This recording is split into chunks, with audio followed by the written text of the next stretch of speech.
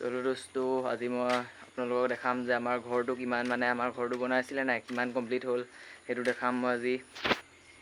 তো এইপিনে চাইছেনে, এইপিনে ৱালটো গাঁঠিলে এইপিনে ইমান ওপৰলৈকে। তাৰপিছত ইয়াত 4টা ৰুম আছে, এইটো এটা ৰুম, তাৰপিছত এইটো এটা ৰুম, এইটো মোৰ ৰুম।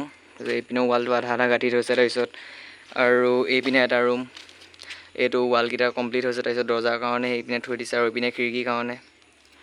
তাৰপিছত এইপিনে আধাটো হেৰি হৈছে। তাৰপিছত এইপিনে এইটো হৈছে ডাইনিং ৰুম। তাৰপিছত এইপিনে কিটচেন ৰুম।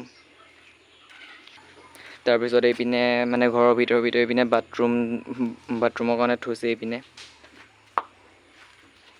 আৰু এইপিনে কিটচেন ৰুমৰ স্লেব আজি বনাইছে এইখিনি। তাৰপিছত এইপিনে কৰিডৰ।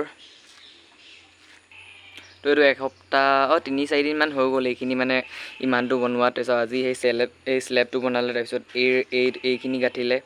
তাৰপিছত এই ইয়ালৈকে কথা আছিলে আগত, ইয়ালৈকে। তাৰপিছত আজি এইখিনি কৰিলে।